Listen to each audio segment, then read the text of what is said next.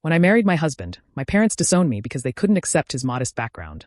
Now they want to reconcile because I'm expecting their grandchild. My name is Sarah, I'm 29 years old, and my life has been a roller coaster of family rejection and unexpected surprises. Growing up, I was always the one trying to please my parents, walking the fine line between being who they wanted me to be and following my own heart. But when I fell in love with Mark, a man they deemed beneath me because of his modest background, that balance shattered.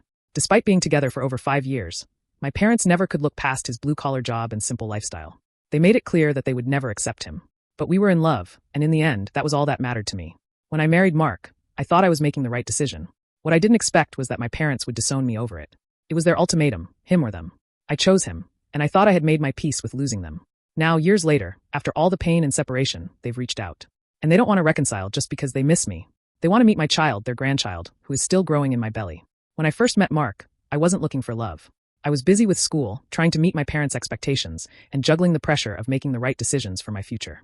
Mark wasn't part of the plan. He wasn't rich, didn't come from a prestigious family, and had none of the qualities my parents deemed worthy of their daughter.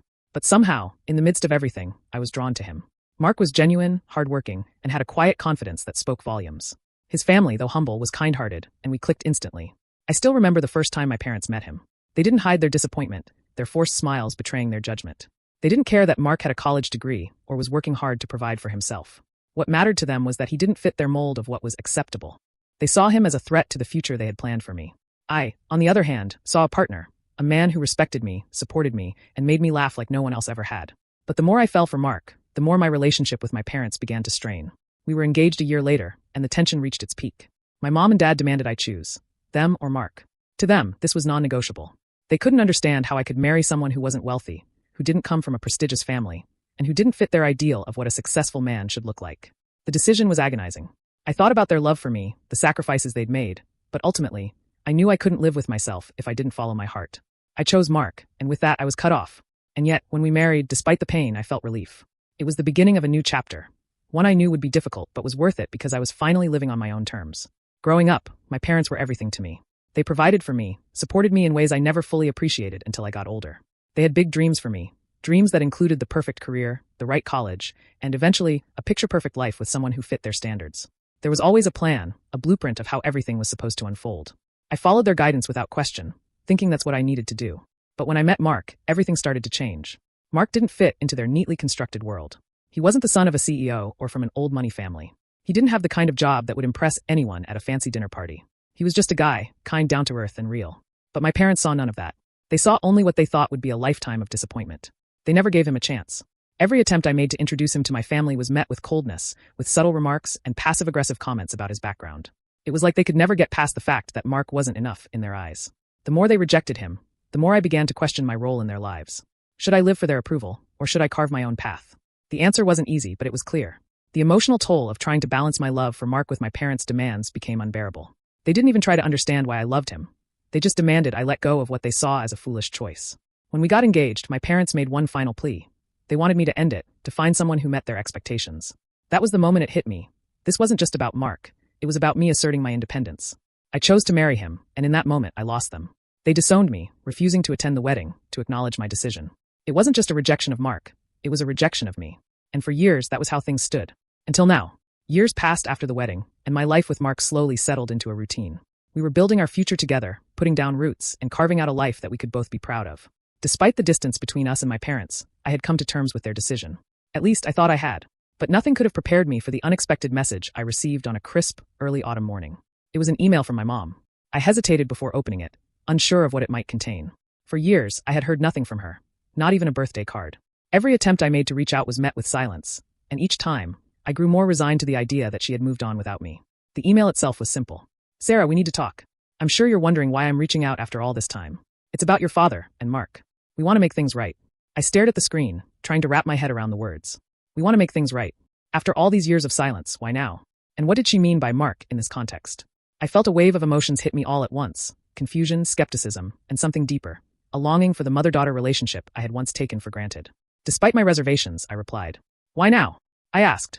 What's changed? Her response came within hours, filled with apologies and explanations that seemed rehearsed. She claimed my dad had been struggling with his health and wanted to make amends before it was too late. It all seemed so sudden. Why hadn't they reached out when my dad was first diagnosed? Why wait until now, after all the years of hurt? But the real shock came when I read a line buried near the bottom of the email. Your father insists we do this for the sake of the baby. That single sentence stopped me in my tracks. My heart skipped a beat. I had no idea they even knew I was pregnant. I hadn't told anyone yet, not even Mark's parents. We had wanted to keep it quiet, just for a little while longer, until we had more of a plan in place. So how did they find out? Suddenly, everything clicked into place. They weren't just reaching out for reconciliation. They were trying to manipulate the situation. It was clear they didn't want me back into their lives because they loved me. They wanted to be involved because of the baby. The same baby that they had ignored for years, the grandchild they'd never cared to acknowledge. I couldn't help but feel betrayed all over again. But now things were different. I had the power to make my own choices, and I wasn't about to let them walk back into my life on their terms. The discovery wasn't just about learning they had been keeping tabs on me. It was about realizing they hadn't changed. I was no longer the naive girl who had once bent over backward to gain my parents' approval. The years of silence, the abandonment, and their consistent disregard for my happiness had left me with scars I would never forget. Now, as much as I wanted to believe their sudden desire for reconciliation was genuine, I couldn't shake the feeling that they saw me as little more than a means to an end. They had never cared about Mark or me as individuals. It had always been about their control, their expectations, and their image. Still, there was a part of me that hoped, maybe, just maybe, they had changed. Maybe after all these years, they wanted to be a part of my life again, to be a real family once more. That part of me wasn't ready to let go of the dream of reconciliation. And so, I agreed to meet them. When I walked into the coffee shop for the meeting, I didn't know what to expect. I tried to mentally prepare myself for whatever might come next. The sight of my mom sitting across from me made my stomach turn. She looked just as I remembered, impeccably dressed, her hair styled perfectly, as though nothing had ever happened between us. My dad wasn't there, though. His absence was noted, but I didn't comment on it. The conversation quickly shifted to me. You're expecting, Sarah, she said with a smile. I can't tell you how happy I am for you. I know we've had our differences, but I want to be here for you now. We want to be a part of your baby's life. My heart clenched as I tried to keep my composure. I nodded politely, forcing a smile. But inside, I felt a rush of resentment. She was saying all the right things, but I could see through her. It was the same rehearsed line she had likely used countless times to win people back. I appreciate that, Mom, I said, struggling to keep my voice steady. But I need you to understand something. I'm not just going to let you waltz back into my life because I'm pregnant. I'm not going to put my child in a position where they're only a tool for your manipulation. She looked taken aback, her eyes wide as if she hadn't expected me to stand my ground. There was a long silence, and then she spoke, her voice soft and somewhat pleading. It's not like that, Sarah. We've missed you. Your father is struggling with his health, and this is our chance to fix things before it's too late. Please don't shut us out again. The truth hit me like a freight train. It wasn't about me. It wasn't about rebuilding a relationship or reconciling old wounds. It was about them trying to reestablish control over the one thing they had lost, their place in my life. They wanted to come back, not because they loved me, but because I was having a child. They wanted to be grandparents, yes, but they also wanted the narrative of being the good parents who'd been there for their daughter, despite everything. I took a deep breath, fighting the urge to lash out. The pain I had felt all those years ago, when they had rejected me for Mark, rushed back in waves.